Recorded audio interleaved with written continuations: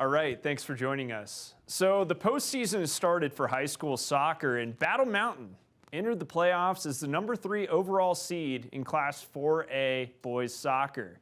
They took on MULLEN, who was ranked 30th heading into the tournament Thursday night, and we're hoping to move on to the second round. It was beginning to feel like winter in Edwards Thursday night for playoff soccer. After only falling once in the regular season, the Battle Mountain Huskies were hoping to keep their season alive in the postseason as they matched up with MULLEN in Edwards. Moving over to the second half, up 5-0 already on MULLEN. Cooper Skidmore adds the explanation point on this goal, and the Huskies cruise past the Mustangs 6-0 in not the friendliest conditions. With the win over MULLEN, Battle Mountain will advance to the second round of the playoffs, where they'll match up with the number 19 seeded Golden High.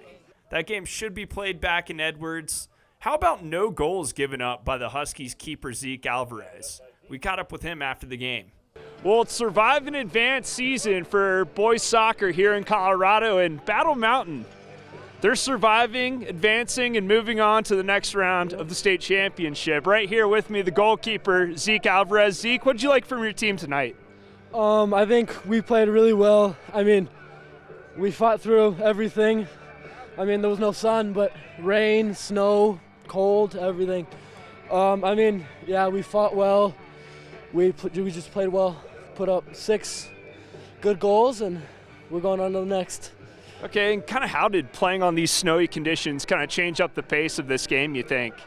I mean, I think none of us are obviously used to it, but I think we're more used to it than them. But, I mean, we just keep the speed of play to our level. I mean, I think if we could play to our level every game, I think we're pretty good.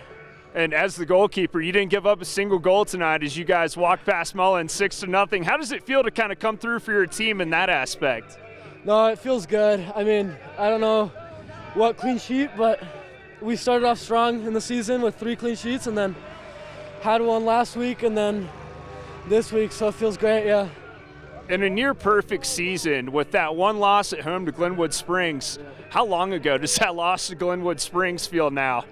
Oof, I mean, feels like a long time ago, but it's also feels like yesterday too, because, I mean, it's our only loss. We remember it, but, I mean, we beat them at their house, so it's all good.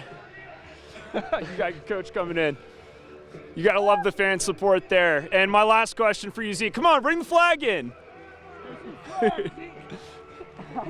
Guess you can wave it while we're talking. But my last question for you, bud, what do you guys need to do to keep moving forward and get to that state championship game? Yeah, I mean, we got to, like I said, we just got to keep playing to our level. Can't be playing at other teams' level. Just play at our level. I mean, we got a home game next week or whenever the next game is. But, yeah, just keep playing our level and just score some goals. Awesome. Got anything you want to add? Go Huskies. Go Huskies. I love it. Yeah. Thanks for stopping by, man. Thank you. Now going back to Tuesday night, Battle Mountain Volleyball matched up with Steamboat, and we're looking to close out the regular season strong. We got those highlights to show you now. With 9 victories on the court this season, Battle Mountain Volleyball was looking to move into double digits as they took on Steamboat. Last time these teams met, the Huskies defeated the Sailors 3-1 and hoped to move past them again. Battle Mountain would take the first 2 sets, and on set point, up 25-24, they looked to close Steamboat out. The point's a quick one. Gracie Halminski puts it away fast, and the Huskies make quick work of Steamboat as they shut out the Sailors 3-0 and earn the regular season sweep. Battle Mountain will now turn their attention to a tournament matchup with Valley High. Now, we've talked a lot about Battle Mountain in this show, but Vail Christian Volleyball also had a game over in Edwards, so a lot of action in Edwards this week as they took on North Fork, and we're also looking for a strong win to close out that regular season. Here are the highlights. In the gym at Vail Christian, the Saints were on the hunt for their 15th win of the season as they welcome North Fork. The Miners came out of the gate by surprise as they take the first set here after Vail Christian puts too many hands on the ball. But the Saints will remind the Miners there's still a lot of game left. Vail Christian puts the ball into play on set point of the second. And the rally is on. Miners working together to make a move, and they'll push back to the Saints. Jesse Allen makes a diving save, and they'll hit it back to the Miners, who won't be able to cross the net. Vail Christian takes the set, then they'll take the third set as well.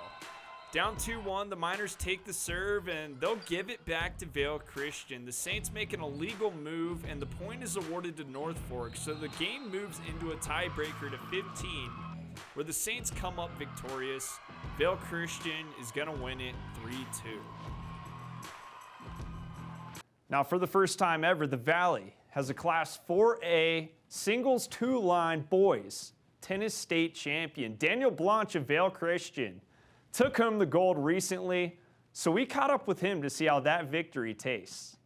Well, fall sports are starting to wrap up here in the Valley, like boys tennis, but for the first time in a long time at least, we have a state champion in men's singles, Daniel Blanche, right with me. How does it feel?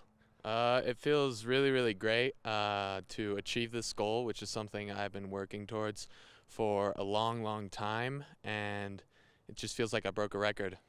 Okay, and you know, those personal goals and that state championship mean a lot to you, but what was it like kind of celebrating that with your teammates over at Vail Christian? It was really great with the support from my coaches, my school, my teammates. They're really supportive, and they were really happy that I had won states, and I was really happy, so we kind of celebrated it together. And you're sort of a newcomer to the Valley. You were just telling me about 2.5 years you've been living here now. But when did you first pick up the racket and know you were hooked, that tennis was your sport? I actually first picked up the racket when I was 6, but I first really started loving tennis was when I moved here. That's when I really got into tennis. I really started training hard and taking it seriously. Okay, and what do you think is the most interesting part of the game? Is it just kind of the sport itself, the competition? I think it's probably just the amount of friends you can make and the amount of fun you can have on the court. Sometimes you have bad days, but the good days is what really makes it intriguing and making me want to come onto the court. And you're a state champion. You don't just get there on luck. You got to put in all the work. What was the work like building up to taking home, you know, a gold medal? So I definitely had to train every week at least 2 or 3 times. I also went to a lot of off-season tournaments, which were tournaments outside of high school season, and I was basically just training all year intensively. Okay, and you know, Vail Christian, you played in 4A and you took home a 4A state title, but Vail Christian normally bounces around that 2A mark. What was it like competing against some of those kids that come from bigger schools, maybe around Denver and those bigger towns? Well, especially I'd say the kids from Denver, some of them were really crazy. From the big schools, like with 1,000, 2,000 people, they just had some really, really good players. So that was fun for me. Okay, and how did you remain confident? You know, those kids, like, they stack up pretty well against, you know, small town kids typically, but how did you remain confident when you were taking on a kid from a bigger school? I'd say the main reason I remained confident is because in the off season I had played guys like these before. I played in Denver, so I played against city players who have been playing a lot from bigger schools, so I kind of have already played against these types of opponents. Okay, and I don't know if you thought about this yet, but with, you know, a 4A state championship win, you're putting Vail Christian on the map, let alone the Valley. How does that feel? It feels really, really great, especially after all Vail Christian has done for me. The school has been super supportive. They've taught me a bunch of values, including courage and hard work, which I think are really important for my success. Okay, and you know, not too long ago, you took home that victory, but what are you thinking about right now? Has it hit you that you're a state champion? Like, just kind of walk me through your mindset. Are you already thinking about next year? Kind of walk me through there. Yeah, so it's definitely, I've been really, really happy these few weeks, especially after achieving my goal. I'm just thinking that was really great, but I'm also thinking that, all right, that's in the past. It's a great achievement, but I'm looking for next year and to win it again. Okay, and what will it take for you to get back to that stage again and take home that crown? It's going to take a lot of training, just like last year, and maybe even more intensive, some fitness, and lots of tournaments around America. Okay, well, you've already done it once. You've gone through all the training, all those hurdles, and you've come up there in the end with the gold medal. Is it all worth it? You know, the training, the hustle, the maybe waking up early to practice before school, is it all worth it? I'd say it's definitely worth it because part of like the process itself is fun. It's not always fun. Like the fitness isn't fun, but it can be fun. So it's not just the achievement, it's the process and the work it took to get there. It was all really fun for me. Okay. Any downtime in your future right now to kind of put down the racket for a minute and just, have some fun? No, not for me. I'm just gonna keep hitting as much as I can, as many tournaments as I can go to.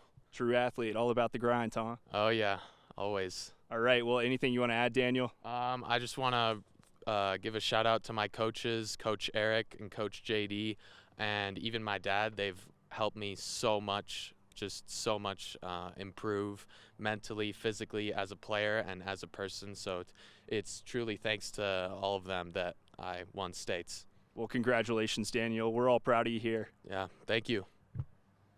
Make sure to continue coming back to us for all the latest coverage here in the Centennial State, in the Valley, and beyond. We'll catch you next time.